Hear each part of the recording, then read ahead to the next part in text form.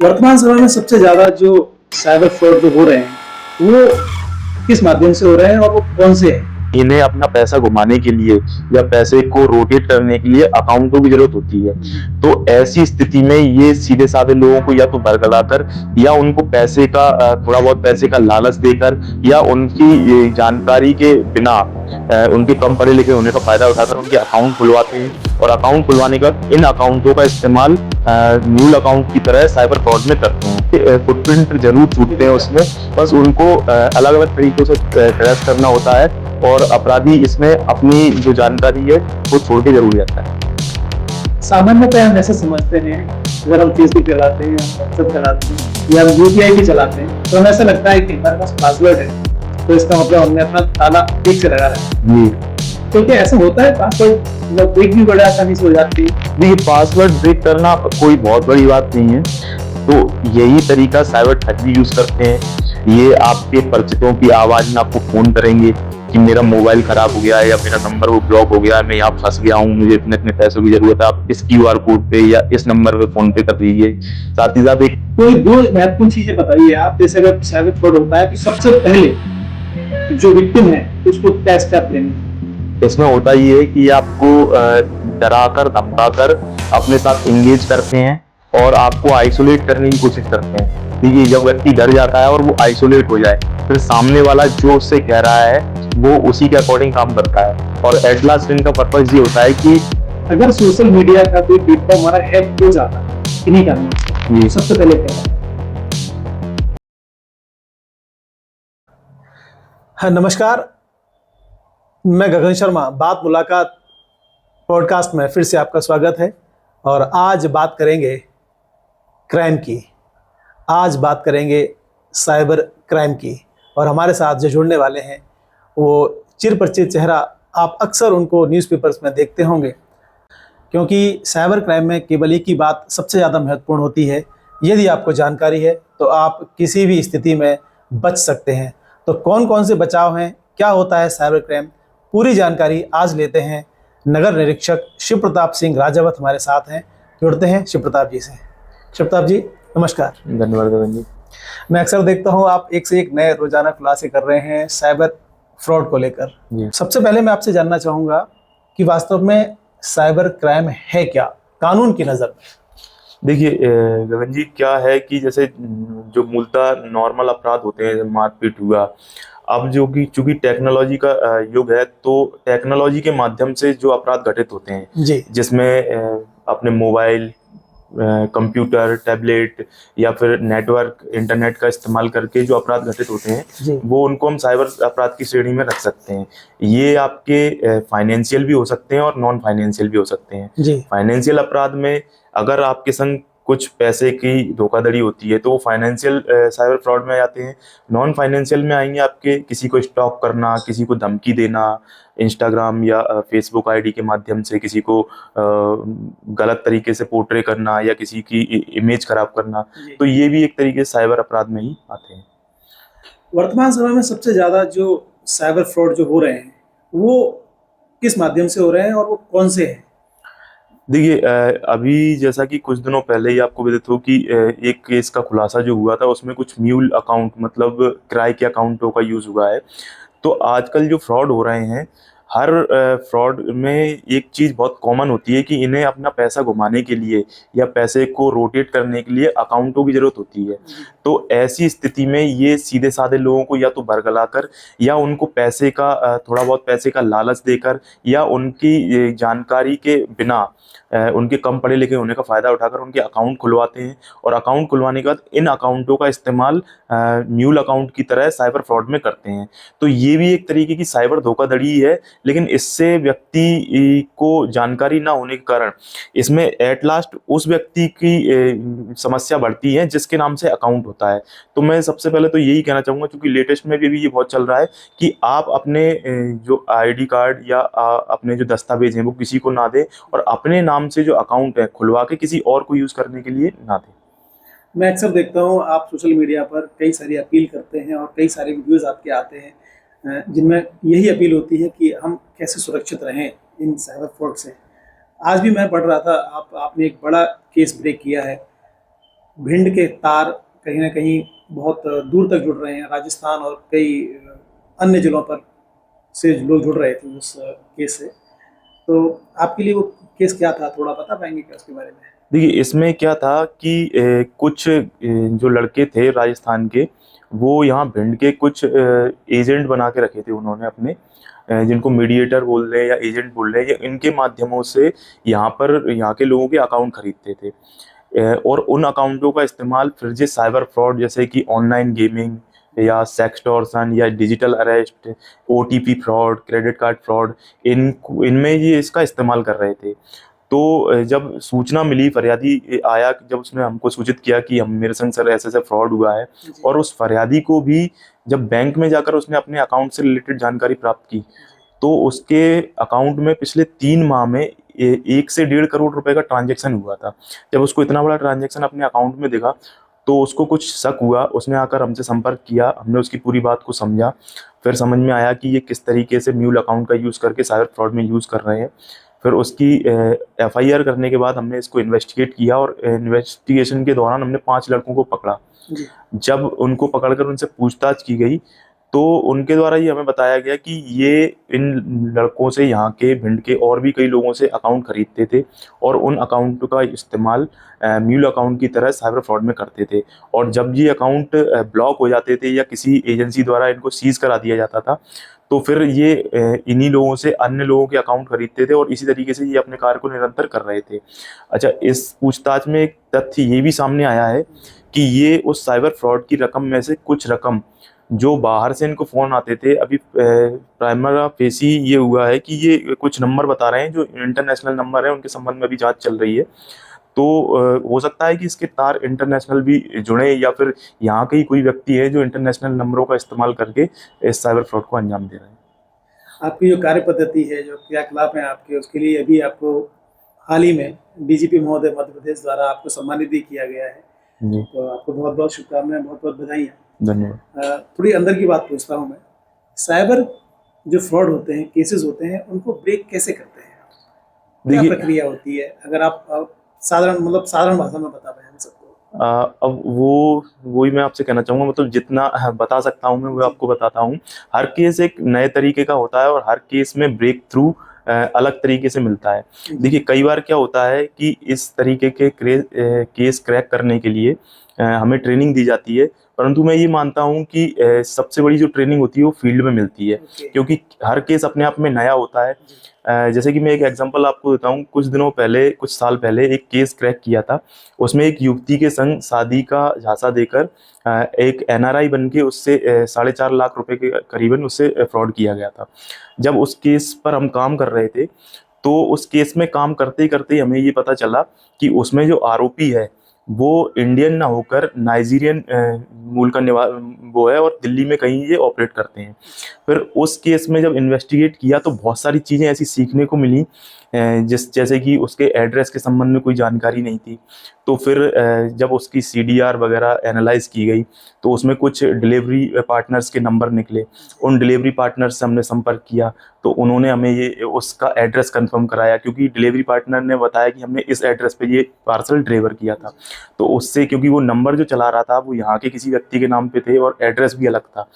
तो जैसे जैसे किसी केस को क्रैक करते हैं, तो उसमें वो बहुत सारी चीज़ें नई नई सीखने को मिलती हैं, और हर केस अपने आप में यूनिक होता है। तो वो हर केस को ट्रैक करने के तरीके अलग होते हैं, लेकिन ये है कि जैसे डिजिटल फुटप्रिंटिंग होती है, कोई भी काम अगर साइबर जगत में हो रहा है, या कंप्यूटर या नेटवर्क का यूज़ करके हो रहा है, तो उसके फुटप्रिंट ज़रूर छूटते हैं उसमें। बस उनको अलग अलग तरीक़ों से ट्रेस करना होता है, और अपराधी इसमें अपनी जो जानकारी है वो छोड़ के ज़रूर जाता है। सामान्यतः हम ऐसा समझते हैं, अगर हम फेसबुक चलाते हैं, हम व्हाट्सएप चलाते हैं, या हम यूपीआई भी चलाते हैं, तो हमें ऐसा लगता है कि हमारे पास पासवर्ड है, तो इसका मतलब हमने अपना ताला ठीक से लगा रखा है। जी, तो क्या ऐसा होता है? पासवर्ड ब्रेक भी बड़े आसानी से हो जाते हैं? देखिए, पासवर्ड ब्रेक करना कोई बहुत बड़ी बात नहीं है। पासवर्ड ब्रेक कई बार तो क्या होता है कि जो साइबर फ्रॉडस्टर होते हैं, वो पहले आपकी जो माइंड है उससे खेलते हैं। आपको इस तरीके से ट्रीट करेंगे, या इस तरीके से आपको बताएँगे कि उनको पासवर्ड आप खुद बता के, या ओटीपी आप उनको खुद बताएँगे। ऐसा होता है कि ओटीपी ना बताना, ये हम बहुत सुनते हैं कि ओटीपी किसी को नहीं देनी चाहिए, नहीं सामान्यतः देनी हम नहीं चाहिए। भी बताते, ये तो सबको पता होता है कि ओटीपी नहीं बताना चाहिए। लेकिन आप ओटीपी बताते नहीं हैं, उनके तरीके अलग अलग ऐसे होते हैं कि वो ओटीपी आपसे पता कर लेते हैं। जैसे कि एक जैसे एग्जांपल मैं आपको देना चाहूंगा कि अब उनको भी पता है कि अगर मैं किसी से डायरेक्ट ओटीपी मांगूंगा तो कोई मुझे ओटीपी नहीं देगा, जी तो वो आपसे ओटीपी मांगेंगे ही नहीं। वो आपसे, जैसे कि अभी एक कुछ केस आए थे, उसमें क्या हुआ, एक फोन आएगा आपके पास, कॉल आएगा, उसमें बोलेंगे कि सर मैं बहुत देर से जो डिलीवरी बॉय है हमारा आपको संपर्क कर रहा है, आपका नंबर आउट ऑफ कवरेज जा रहा है। तो आपने कहा मैंने तो कोई पार्सल ऑर्डर किया ही नहीं है।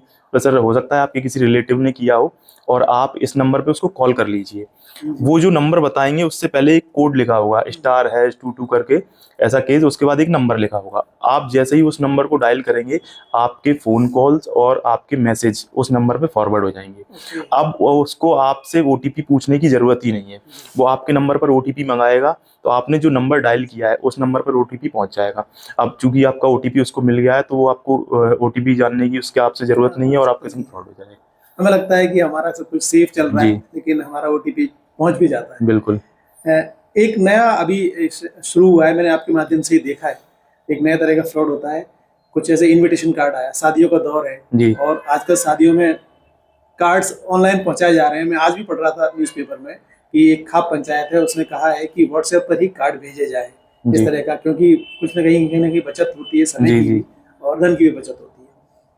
तो इनविटेशन कार्ड में भी कई बार एपीके फाइल के रूप में ऐसी चीजें आ जाती हैं। क्या होता है एपीके फाइल? देखिए, एपीके फाइल जो होती हैं वो थर्ड पार्टी ऐप्स होते हैं, जिनको अलग अलग जो साइबर फ्रॉड है अलग अलग चीज़ों के लिए डिज़ाइन करवाते हैं।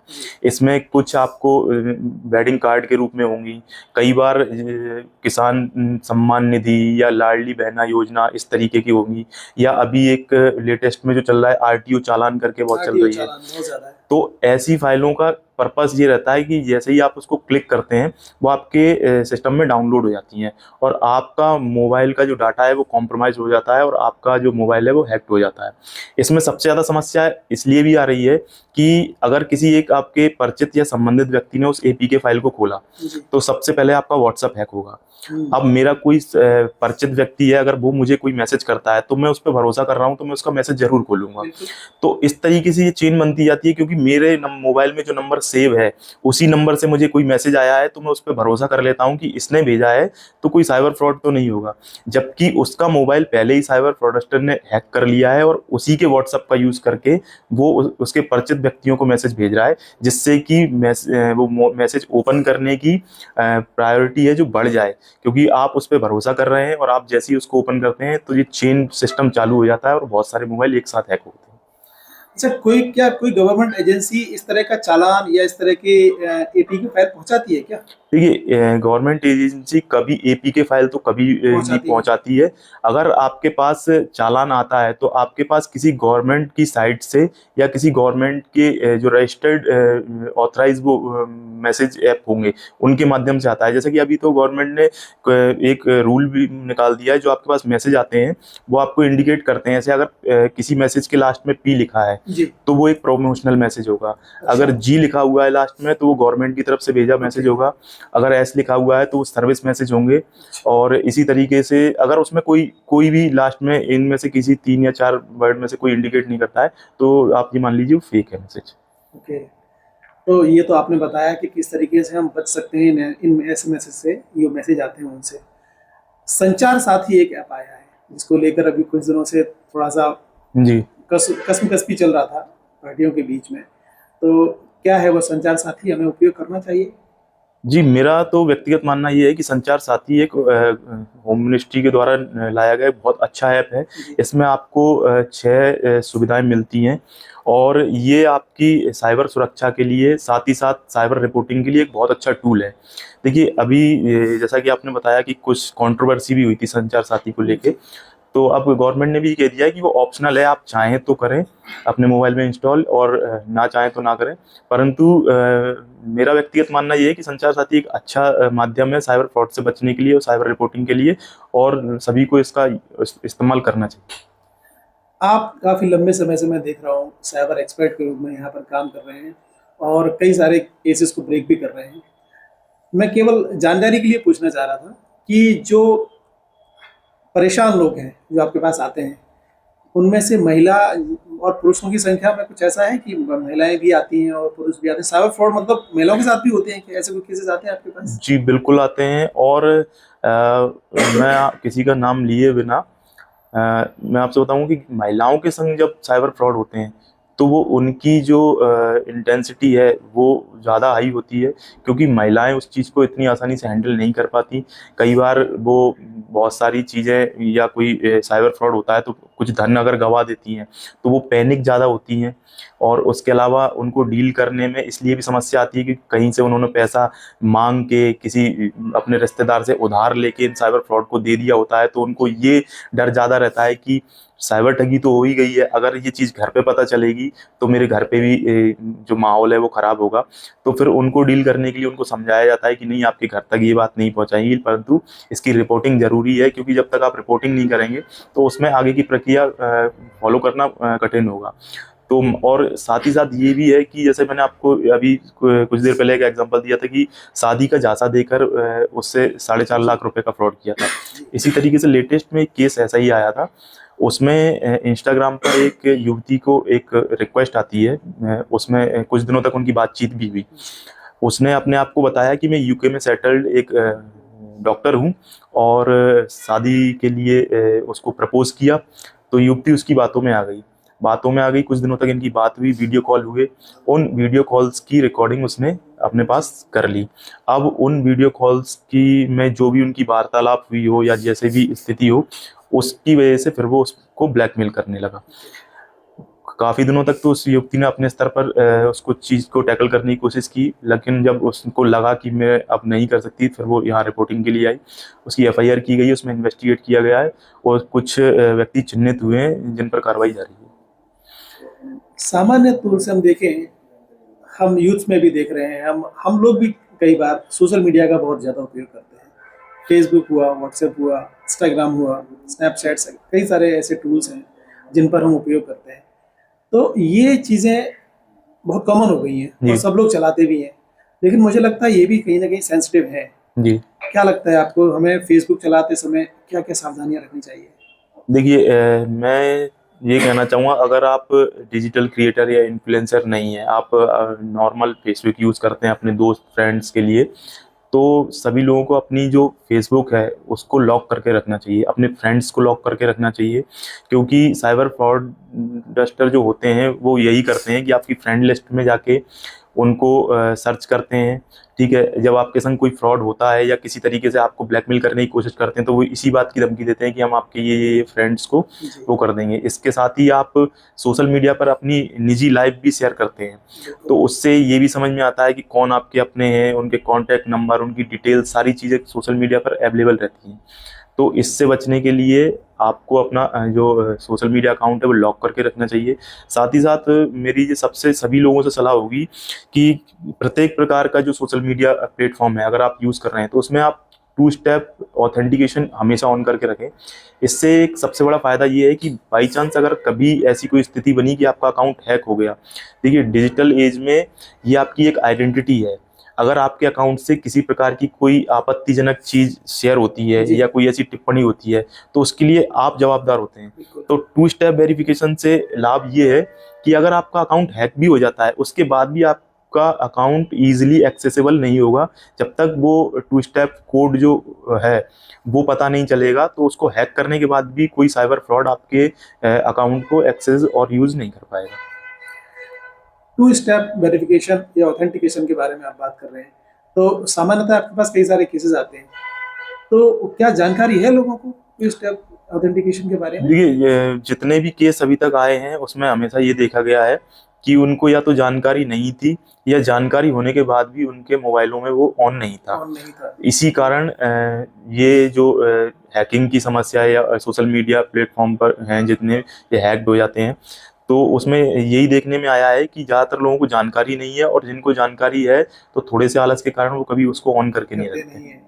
बिल्कुल, ऐसा ही कुछ थोड़ा-थोड़ा मिलता-जुलता ई सिम के बारे में भी है। मैं सुन रहा था आपके वीडियोज़ के बारे में, तब आपने बताया था ई सिम भी एक्टिवेट कर लेना चाहिए। जी। कैसे होता है ई सिम एक्टिवेट? देखिए आजकल जो कुछ मोबाइल हैं वो इस प्रकार की सुविधा देते हैं ई सिम की।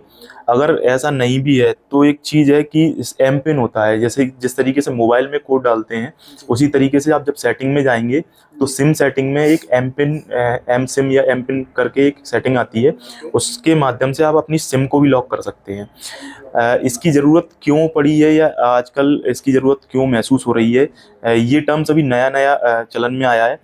आजकल देखने में ये बहुत आया है कि जब आपका मोबाइल चोरी होता है तो मोबाइल चोरी होने के कुछ घंटे के अंदर ही आपके बैंक अकाउंट से पैसे निकल जाते हैं।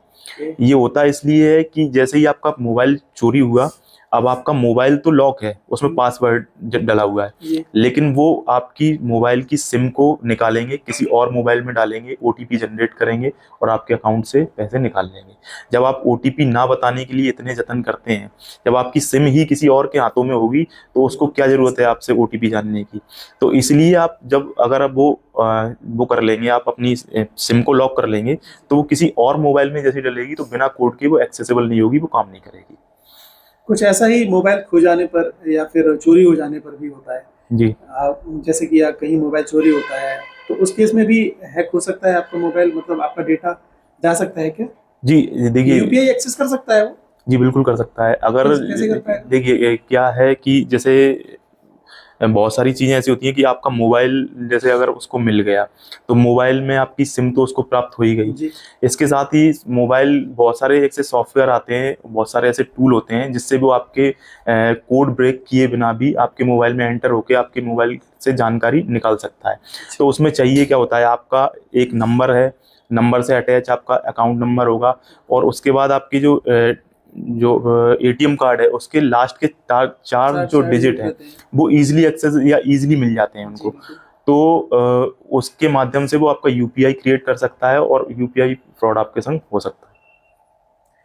डिजिटल इंडिया की बात करते हैं हम, जब भी बात करते हैं तो डिजिटल इंडिया का महत्व बहुत ज़्यादा बढ़ रहा है और होना भी चाहिए क्योंकि हम विकसित भारत हैं, तो डिजिटल इंडिया का प्रयोग करना ही चाहिए। डिजिटल इंडिया का प्रयोग करने से सहूलियतें तो बढ़ी हैं, साथ साथ परेशानी भी बढ़ी है। जी तो किस तरह की परेशानी आप लोग फेस करते हैं डिजिटल इंडिया के होने से? देखिए टेक्नोलॉजी का मिसयूज भी होता है, लेकिन देखिए ऐसा नहीं कह सकते कि अगर कुछ उसमें समस्याएं या किसी को दिक्कत हो रही है तो अपन टेक्नोलॉजी का यूज़ ना करें। टेक्नोलॉजी से बहुत सारे फायदे भी हैं और कुछ जो है नुकसान भी हैं। इसका सबसे बड़ा समाधान तो मैं यही मानता हूँ कि अगर आप टेक्नोलॉजी का यूज़ कर रहे हैं तो उसके संबंध में जानकारी भी आपको होनी चाहिए।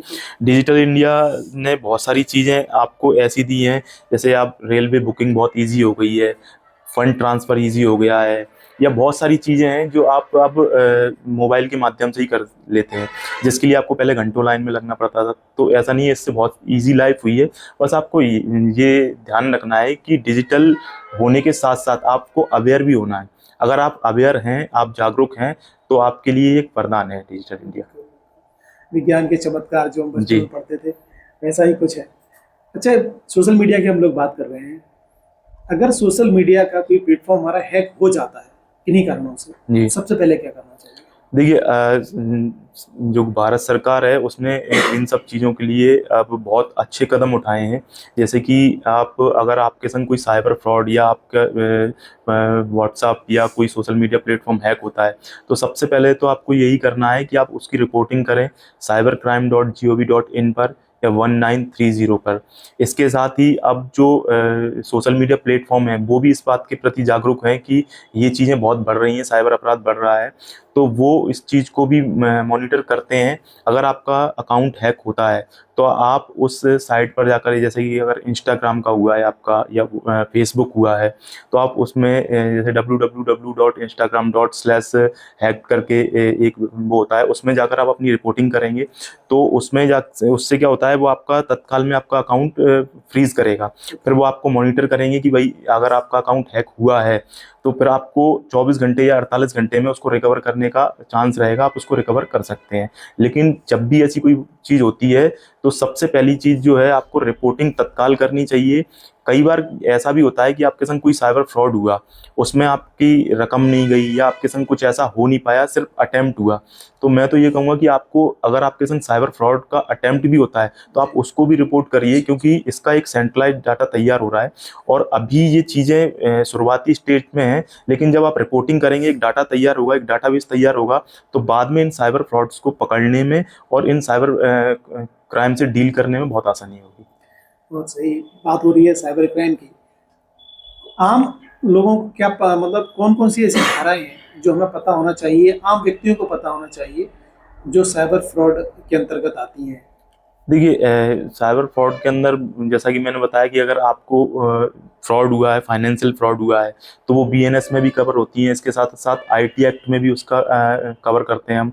साथ में अगर सोशल मीडिया के माध्यम से आपकी कोई अश्लील फोटो वायरल की जा रही है तो वो 67 आईटी एक्ट में कवर होती है। किसी महिला के बारे में कुछ अभद्र टिप्पणी की जा रही है तो वो 66-67 आईटी एक्ट के तहत उनको कवर किया जाता है। साथ ही साथ बीएनएस की अलग अलग धाराओं में भी इनका समावेश किया जाता है। आपने कई सारे अभी तक केस ब्रेक किए हैं और बड़े स्तर पर भी किए हैं। सबसे यादगार केस कौन सा है आपका जिसमें आपको कठिनाई हुई हो और जिसमें लगा हो आपको बहुत मशक्कत करने के बाद यह केस ब्रेक कर पाए हैं?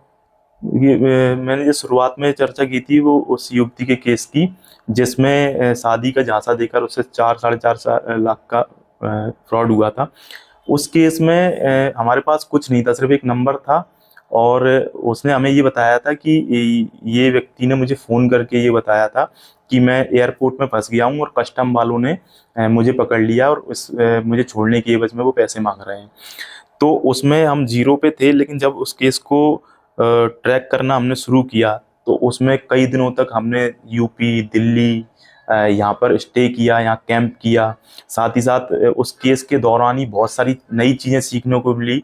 तो मेरे लिए चूँकि शुरुआती स्टेज भी थी, तब साइबर क्राइम का एक दौर चालू हो रहा था और शुरुआती स्टेज में ही हमने इतना बड़ा केस क्रैक किया था। उसमें एक नाइजीरियन युवक को भी गिरफ्तार किया था, साथ ही साथ यूपी के जो 5-6 लड़के और थे उनको गिरफ्तार किया था। तो वो मेरे लिए हमेशा एक यादगार केस रहेगा।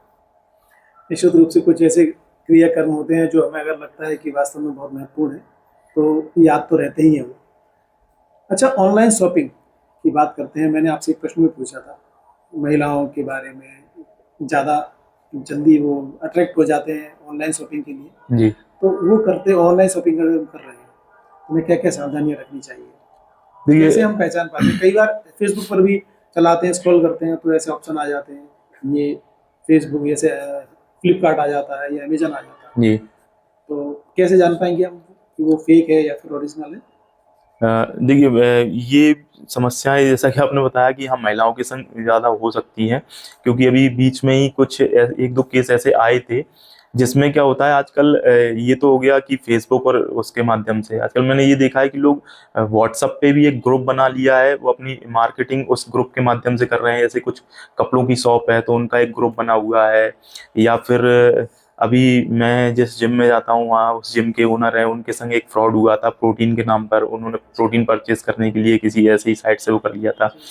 तो मैं इस सिलसिले में जो मेरा कहना है कि अगर आप ऑनलाइन शॉपिंग करते हैं तो ऑथेंटिकेट साइट या ऐप के माध्यम से करें। आपने जो अपने मोबाइल में डाउनलोड किए हैं उनके माध्यम से जाएं। दूसरा ये है, इंस्टाग्राम और अदर सोशल मीडिया प्लेटफॉर्म है जिन पर रील के माध्यम से जो एड्स आते हैं, आप हमेशा ये देखेंगे कि उनमें बहुत महंगी चीज़ों को बहुत सस्ता करके, बहुत क्वालिटी की चीज़ों को बहुत सस्ते दामों में बेचने का या देने का वादा किया जाता है। तो फर्स्ट इंडिकेशन तो यही होता है कि अगर कोई बहुत अच्छी चीज़ बहुत सस्ते दामों में मिल रही है तो इससे यही समझ में आता है कि भाई ऐसा संभव नहीं है कि कोई 1 लाख की चीज़ आपको 10,000 रुपये में दे दे। नए जो बच्चे हैं या महिलाएं हैं इस चीज़ से आकर्षित होती हैं, और जो सोशल मीडिया पर रील के माध्यम से जो एड्स चलाए जा रहे हैं उसमें मैंने ये देखा है 90% जो है फेक होते हैं, और इन्हीं के माध्यमों से लोग इसमें फंसते हैं। तो अगर आप सोशल मीडिया या फिर ऑनलाइन शॉपिंग के शौकीन हैं तो आप ऑथेंटिकेट साइट से ही ऑर्डर करें, एक बार चेक कर लें मिलती जुलती ऐप तो नहीं है, या फिर ऐसे ऐप जो अपने आप को दूसरे ऐप की तरह प्रिटेंड करते हैं। जैसे कि अभी कुछ दिनों पहले एक ये भी चला था कि फ्लिपकार्ट का एक मिलता जुलता सा वर्जन भी अच्छा। उसमें आता था, लेकिन ये आपको सोशल मीडिया प्लेटफॉर्म पर मिलेंगे। आपको जैसे आपका ऐप स्टोर है या गूगल प्ले स्टोर है, इन पर रजिस्टर्ड नहीं होते हैं ऐसे ऐप। तो आपको इन जो ऐप डाउनलोडिंग साइट है, इनसे ऐप डाउनलोड करना है और उसी के माध्यम से शॉपिंग करनी चाहिए। ये बिल्कुल अच्छी बात बताई आपने। अभी कुछ नए टर्म्स भी आते हैं, जैसे हम बात करते हैं डिजिटल अरेस्ट की। कई बार जो हमारे बुजुर्ग होते हैं वो इस में फंस जाते हैं, डिजिटल अरेस्ट में। क्या होता है डिजिटल अरेस्ट? देखिए, कानूनी भाषा में अगर बात की जाए तो डिजिटल अरेस्ट नाम का कोई टर्म नहीं है। अच्छा। ये एक साइबर ठगों का इजाद किया हुआ शब्द है कि आपको डिजिटली अरेस्ट किया गया है, जबकि ऐसा कोई प्रावधान नहीं है कि मैं आपको डिजिटल अरेस्ट करूं। इसमें होता ये है कि ये आपको डराकर धमकाकर अपने साथ एंगेज करते हैं और आपको आइसोलेट करने की कोशिश करते हैं। देखिए, जब व्यक्ति डर जाता है और वो आइसोलेट हो जाए, फिर सामने वाला जो उससे कह रहा है वो उसी के अकॉर्डिंग काम करता है। और एट लास्ट इनका पर्पस ये होता है कि इनको एंगेज करके जितना ज़्यादा पैसा इनसे ठगा जा सके वो ठग लिया जाए।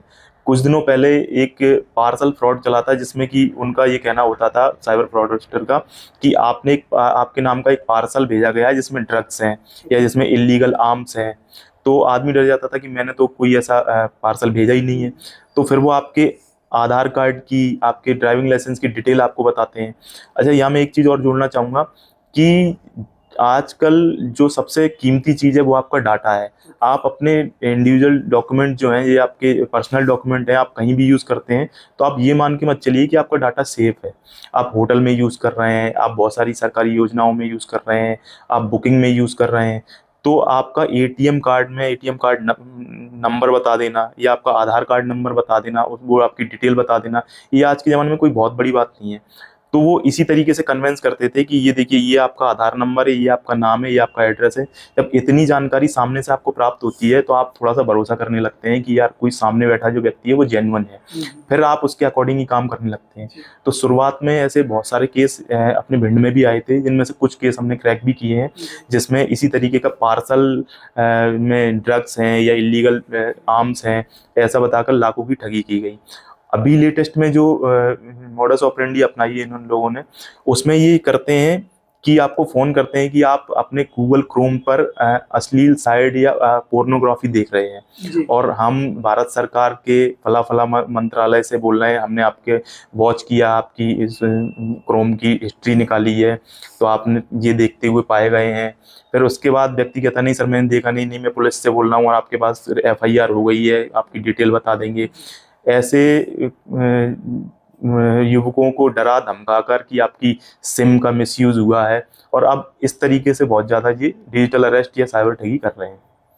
आपने बात की जैसे हमारा आधार जो है ना, आधार हम देते हैं या पैन नंबर देते हैं या अकाउंट नंबर देते हैं, तो कई सारे केसेस ऐसे होते हैं कि जैसे हम कहीं घूमने जाते हैं, किसी यात्रा पर गए, तो आधार नंबर तो देना ही होता है, उसकी फोटोकॉपी भी होटल वाले मांगते ही हैं। जी। तो कैसे बचे इन चीज़ों से? कोई ऐसा प्रावधान भी है कि अगर हम आधार कार्ड हम ना दें या फिर केवल 4 डिजिट दें, ऐसा कोई प्रावधान भी होता है? जी, इसके लिए आप जो आधार की ऑफिशियल वेबसाइट है उस पे आप अपना मास्क आधार डाउनलोड कर सकते हैं।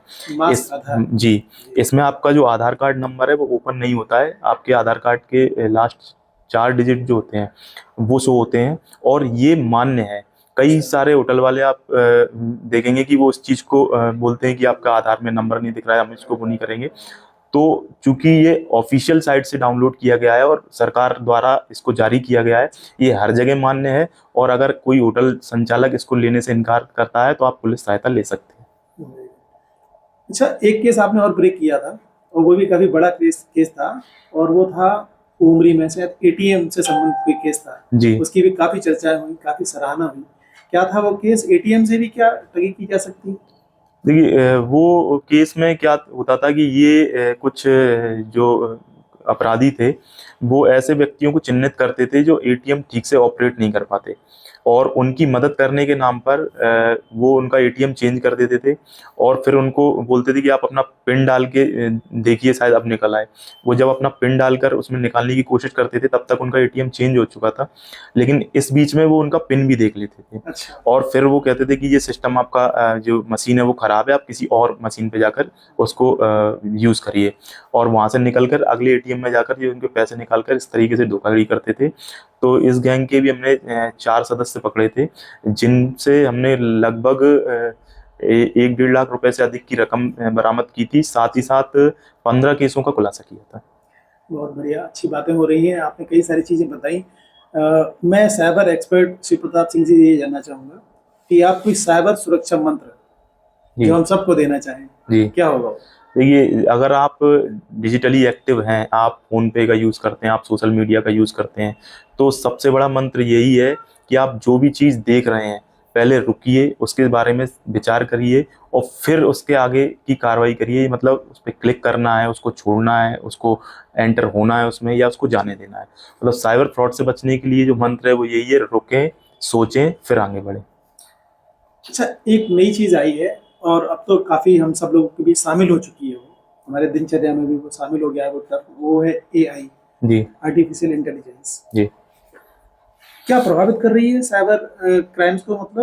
मतलब साइबर क्राइम से आसान हो रहे हैं जी, या बिल्कुल। आप लोगों के लिए उसका कितना उपयोग हो रहा है?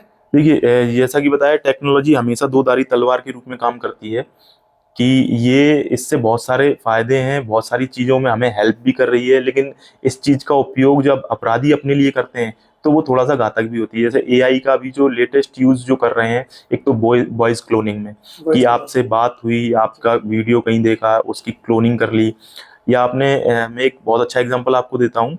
आपने अभी देखा होगा कि मेटा ने एक फीचर वो किया है, लॉन्च किया है, कि आप अपना जो वीडियो डालते हैं, उसमें आप ट्रांसलेशन ऑन कर दीजिए, वो आपकी 4 भाषाओं में आपकी जो वीडियो है वो ट्रांसलेट करके आपको दे देगा।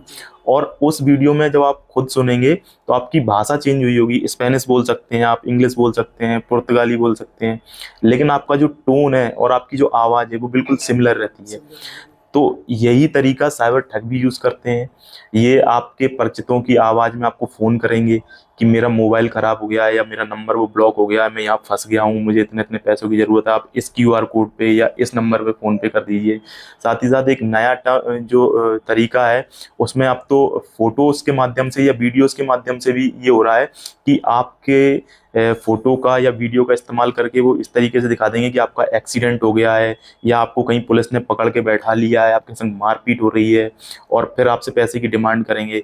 अब चूँकि फ़ोटोज़ और वीडियोज़ पे अपन इतना रिलायबल या इतना यकीन कर लेते हैं कि आप जैसे ही देखते हैं आपको यकीन हो जाता है कि हाँ, ये तो मेरा परिचित व्यक्ति है और इसकी मुझे हेल्प करनी चाहिए, और फिर इसी चीज़ का उपयोग करके वो आपसे पैसे ठगते हैं। तो अगर ऐसा कभी किसी के संग होता है, तो आप फ़ोन कट करके तत्काल अपने उसी परिचित को उस परिचित नंबर पे फ़ोन लगाएँ, और उससे एक बार कन्फर्म ज़रूर कर लें कि ऐसा-ऐसा मेरे पास फ़ोटो आया है, वीडियो आया है कि आपका एक्सीडेंट हो गया है या आपको पुलिस ने पकड़ लिया है। तो जिससे कन्फर्मेशन के बाद तभी फिर आपको आगे की कार्रवाई कुछ ये करनी चाहिए। आपने बिल्कुल ठीक तरीका बताया कि अगर ऐसा कुछ होता है तो सबसे पहले उस फ़ोन नंबर पर कॉल ज़रूर करना चाहिए। जी। पुलिस साइबर सुरक्षा के लिए काफ़ी सक्रिय है और जब जितनी भी सेमिनार्स वगैरह होती हैं उसमें देखता हूँ मैं, साइबर सुरक्षा की बात ज़रूर की जाती है। आम जनता तक आप अपनी बात कैसे पहुँचाते हैं? इसके लिए कोई सेमिनार वगैरह आयोजित होते हैं? देखिए, इसके लिए पुलिस हेडक्वार्टर के माध्यम से हर वर्ष सेमिनारों का आयोजन किया जाता है। साथ-साथ हर महीने स्कूलों में जाकर या ग्राम पंचायतों में जाकर ऐसे जागरूकता अभियान चलाए जाते हैं, क्योंकि साइबर फ्रॉड से बचने का तरीका जो है वो जागरूकता है।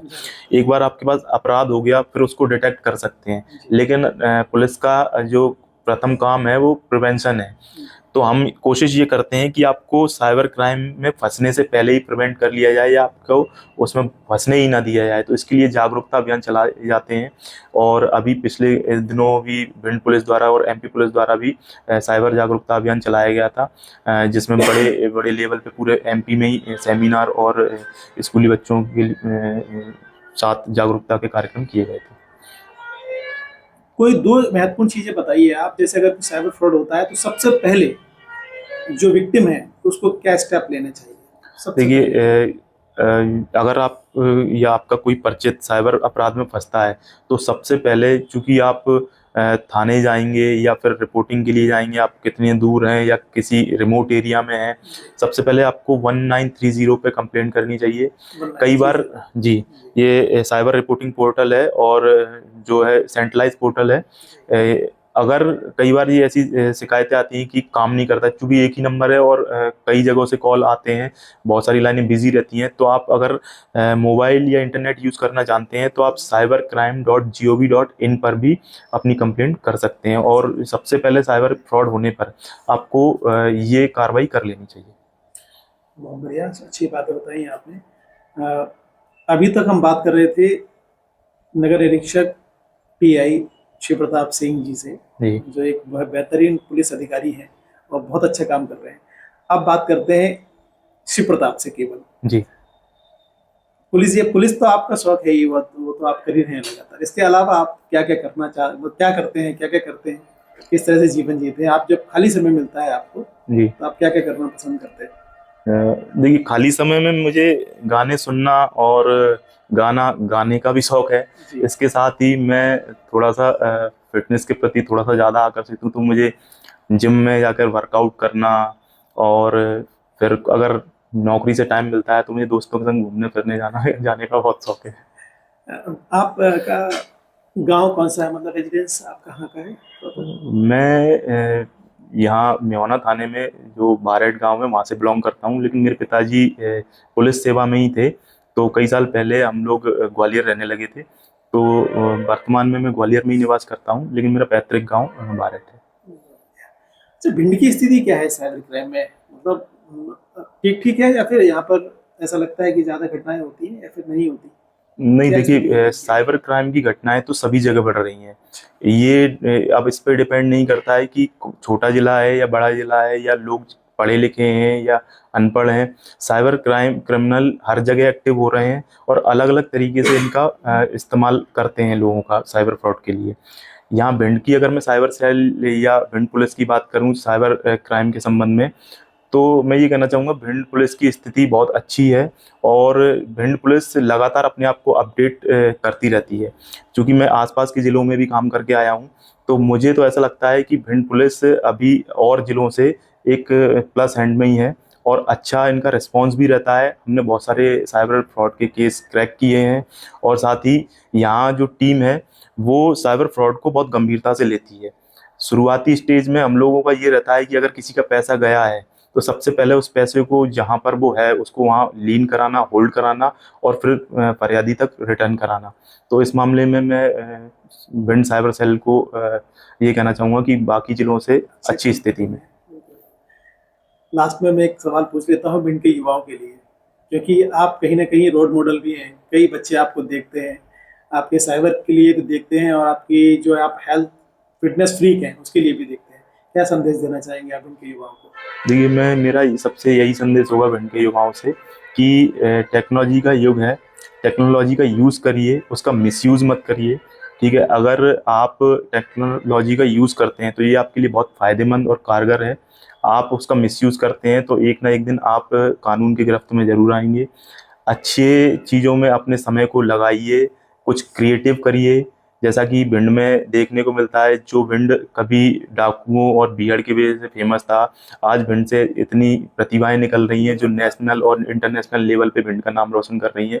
तो मेरा सभी से ये है कि आप भी उनको देखिए। क्षणिक लाभ या क्षणिक लोभ के चक्कर में ऐसे लोगों के संग या अपराधियों की संगत में फंसकर कोई ऐसा काम मत करिए जो आपके माँ बाप का नाम खराब करे, आपके जिले का नाम खराब करे। साथ ही साथ साइबर फ्रॉड से बचने के लिए जागरूक होते रहिए, आप अपने आप को अपडेट करते रहिए। टेक्नोलॉजी के संग जब तक आप अपने आप को अपडेशन में रखेंगे, आप साइबर फ्रॉड से बचे रहेंगे। बहुत बहुत धन्यवाद शिव प्रताप जी, आपने इतना महत्वपूर्ण समय दिया, क्योंकि पुलिस का समय बहुत महत्वपूर्ण होता है, मैं इस चीज़ को समझता हूँ। बहुत धन्यवाद, आपने इतनी महत्वपूर्ण जानकारी हमसे साझा की। जी, थैंक यू।